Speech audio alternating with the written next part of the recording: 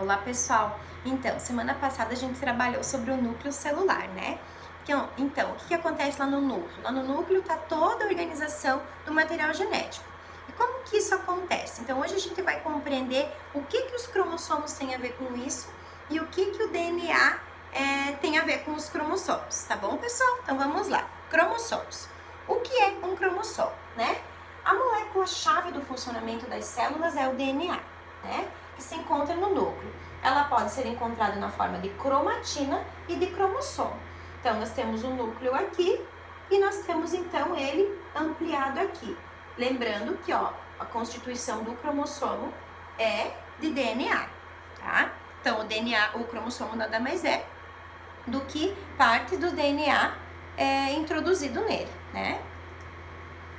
Então, a cromatina é um conjunto de fios, cada um deles formando uma longa molécula de DNA. Então, imaginem que aqui nós temos fiozinhos de DNA e esses fios que vão, então, formar os cromossomos. Então, esses fios vão se unir, esses fiozinhos de DNA, e vão, então, formar o cromossomo lá no momento da duplicação da célula, no momento em que a célula precisa se dividir para formar uma nova célula, tá? Então, de que são formados os cromossomos? Então, como a prof já falou, os cromossomos são formados por a união de fios de DNA, né? São formados por duas moléculas de DNA idênticas chamadas de cromátides irmãs. Isso se deve à duplicação do DNA antes da divisão celular. Então, olha só, vamos conhecer um pouquinho aqui o nosso cromossomo. Então, o cromossomo, ele tem, então, as duas fitas aqui, as duas cromátides irmãs, estão unidas pelo centrômero, o braço do cromossomo, e o telômero, que é a parte aqui que protege da estabilidade para os cromossomos. Também ele reconhece se tem algum dano, alguma falha no DNA. Classificação dos cromossomos quanto à posição. Então, dependendo da posição que o centrômero se encontra e dependendo do momento da duplicação dessa célula, o cromossomo ele se encontra em diferentes posições, o centrômero dele, né? Então, se ele está no centro, ele é metacêntrico, se está um pouco mais acima, é submetacêntrico, se ele está mais acima ainda, acrocêntrico, e se ele está bem na pontinha, telocêntrico, tá? Células diploides e haploides. As células haploides e células diploides são dois tipos de células encontradas no nosso corpo, tá? A sua maior diferença está relacionada ao número de cromossomos que cada célula contém. Enquanto que as células diploides contêm 2 cromossomos, também chamada de 2N, as células haploides contêm apenas 1 cromossomo. Então, haploides 1 cromossomo, diploides 2 cromossomos. Na espécie humana, as células diploides elas são as células somáticas e possuem 46 cromossomos ou 23 pares de cromossomos homólogos. Então, essa aqui é a configuração que a gente encontra dos nossos cromossomos da espécie humana, tá, pessoal? As células germinativas, que são gametas masculino e feminino, elas possuem 23 cromossomos cada, tá? Na fecundação, o que ocorre na fecundação, né? Ó, o momento da fecundação, os espermatozoides chegam ao óvulo. Dentro do espermatozoide, existem os 23 cromossomos que vão determinar as características do pai. Lá no óvulo da mãe, existem os 23 cromossomos que vão determinar as características da mãe. Então, quando eles se unirem, é que eles vão ter, então, essa variabilidade genética, essa mistura da genética do pai e da mãe, o que gerará características diferentes e novas, e ninguém tem igual, né? Por conta dessa variabilidade que tem, essa mistura que tem de genéticas, tá? O cariótipo e o ideograma, pessoal, é a forma com que a gente representa o conjunto de cromossomos de uma espécie. Então, vocês podem encontrar lá, o cariótipo da espécie de tal é assim. Então, vocês vão encontrar essa denominação. Então, esse é o cariótipo. Essas são as características de número, de forma, de uma determinada espécie, tá? Essa visualização aqui a gente consegue fazer no microscópio, tá?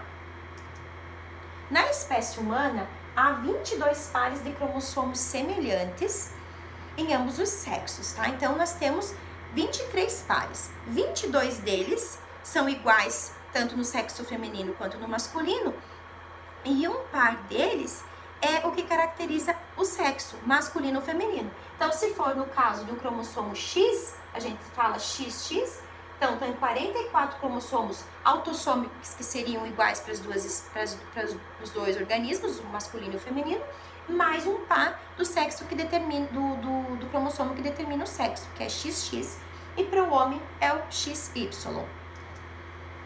A molécula de DNA.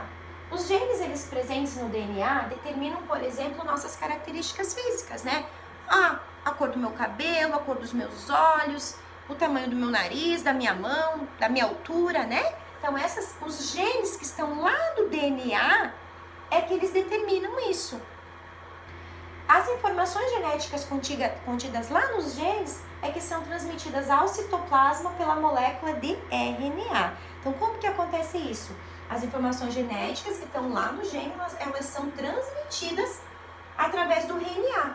E esse RNA, ele tem algumas estratégias para fazer essa transmissão. Ele pode, então, ter a função de DNA ribossômico, que ele é responsável pela formação dos ribossomos e que se une a certas proteínas que auxiliam nesse processo. Ele pode ser mensageiro, que ele carrega a informação dos genes necessária para a síntese de proteínas, que ocorrerá lá no citoplasma. Então, esse RNA, ele é um ajudante do DNA. RNA, preciso que você carregue isso para mim, ele carrega. Preciso que você leve isso para mim, essa informação você leva. Então, ele é o correio do DNA ali dentro da célula, tá? E o transportador também, tá? Então, ele é correio, ele é transportador, ele é ajudante. Ele é tudo isso que faz com que o DNA consiga transmitir as suas informações de maneira correta e saudável. O RNA que auxilia tudo isso. Esse intrincado processo, né, de produção de proteínas, DNA, RNA, né, eles que atuam aí, então é denominado dogma central da biologia molecular. Vocês vão encontrar essa frase, às vezes, em literatura aí. Segundo essa ideia, a informação genética é perpetuada por meio da duplicação do DNA, sendo seguida de dois processos. Então, ocorre a transcrição, onde a informação é convertida de DNA para o RNA, e a tradução, que converte a informação contida no RNA mensageiro em proteínas, enquanto que as etapas de duplicação e transcrição ocorrem no interior do núcleo, a tradução ocorre no citoplasma. Então, esse seria o dogma da biologia molecular. Olha só, tem a replicação aqui da fita de DNA. Quando ele transcreve, então, ele é transcrito através do RNA mensageiro e ele é traduzido, então, em forma de proteína lá dentro do citoplasma. Nós temos a duplicação semiconservativa, pessoal. O que é isso, né? Toda vez que a célula vai se dividir, o que acontece? Ela precisa duplicar o seu DNA. Então, ela tem uma fita, ela precisa se dividir, ela vai ter uma duplicação, a dupla hélice do DNA. Quando isso acontece, a célula permanece com o mesmo número de cromossomos, mas com um número dobrado de moléculas de DNA. Todo o processo descrito a seguir ocorre no interior do núcleo celular. A duplicação inicia com a enzima topoisomerase, que desenrola toda aquela fita de DNA, e a seguir a enzima helicase quebra essas ligações de hidrogênio existentes entre os nucleotídeos pareados, separando então essa dupla fita em duas fitas simples, tá? Após a abertura da dupla fita, a enzima então, ela sintetiza fitas complementares existentes, que é a que a gente vai ver pra frente aqui, a timina, adenina, guanina, citosina. Por isso a duplicação é semiconservativa, uma vez que as duas moléculas de DNA recém-formadas possuem uma das fitas antigas, que é herdada da fita mãe, e uma nova recém-sintetizada pela enzima. Após a duplicação, a célula dará início ao processo de condensação das moléculas duplicadas, formando então os cromossomos com duas cromátides irmãs. Essa é a forma então de formação do cromossomo. Então olha só como que isso acontece. Ó, nós temos aqui então a dupla fita, então a topoisomerase, ela vem aqui e ela começa a abrir essa fita, certo? Então ela forma duas fitas separadas aqui, tá vendo que ela separou aqui, e aqui ela já começa a formar uma nova. Então ela separa a fita e já começa a união de uma produção de uma nova fita, que é onde vai dar origem ali para adiante os cromossomos, tá, pessoal? Essa união aqui que acontece aqui nessa fita, ela é feita pelas bases nitrogenadas, adenina, citosina, guanina, uracila, tiamina, que eu já vou explicar para vocês aqui para frente. A tradução ocorre no citoplasma e tem início com a saída do RNA mensageiro do núcleo. A tradução envolve decodificar um RNA mensageiro e usar sua informação para produzir um polipeptídeo ou uma cadeia de aminoácidos. No geral, os polipeptídeos basicamente são uma proteína. Antes de eu explicar isso, deixa eu explicar aqui para vocês do código genético. Em um RNA mensageiro, as instruções para a produção de um polipeptídeo vêm em grupos de 3 nucleotídeos, como eu expliquei para vocês ali antes, a tiamina, a citosina, a guanina, chamado de códons. Essas relações entre os códons do RNA mensageiro e os aminoácidos são conhecidas como códigos genéticos. Então, quando você ouvir falar em códons, se associem aos códigos genéticos, né? Já ouviram falar em como código, vamos decifrar aquele código genético e tal, né?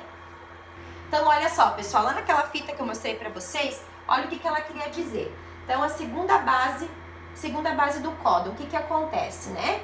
Então, esse seria o código genético. Então, como que aquelas fitas se unem para então formar o cromossomo, para então formar uma fita de DNA, para ter as informações contidas ali? Então, elas são pareadas por bases nitrogenadas. Então, nós temos uracila, citosina, adenina e guanina. Elas têm que se juntar, pessoal. Olha, se eu tenho GGU, aí eu vou ter que parear ela com UUG.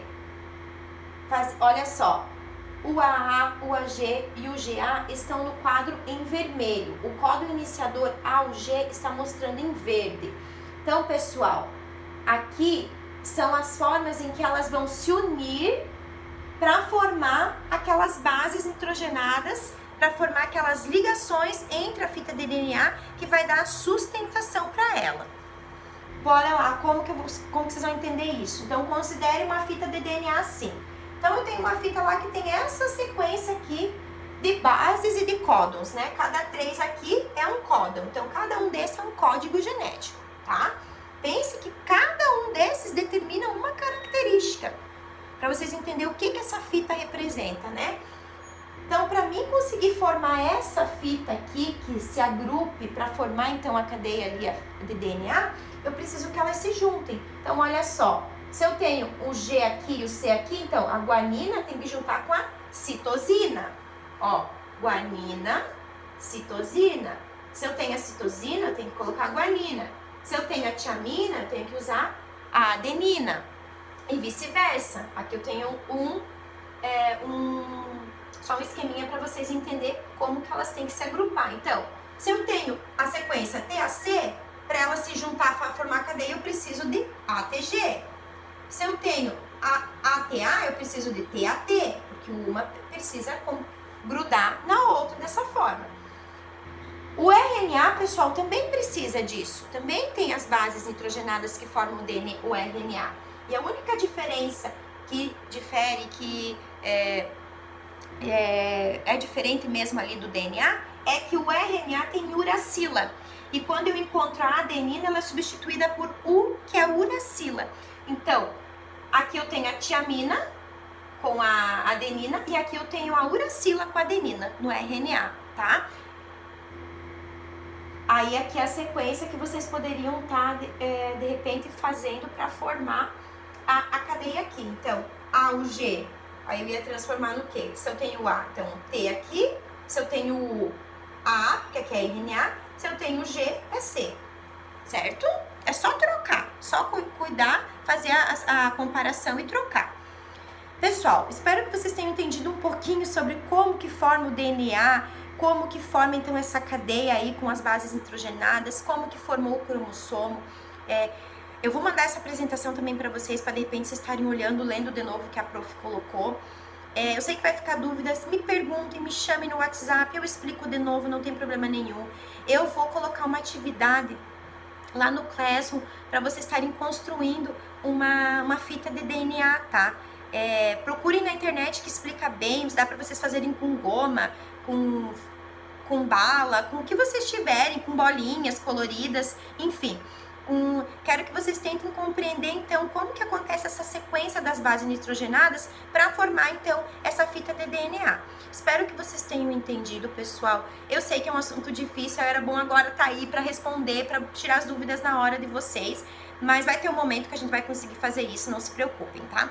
Espero ter ajudado vocês. Façam as atividades, não são muitas que eu coloquei. Vocês vão ver lá que eu selecionei poucas coisas para não deixar vocês muito cheio de atividades e muito atarefados e não conseguir compreender nada, né? Que é melhor então fazer pouco e fazer bem feito do que fazer um monte, né?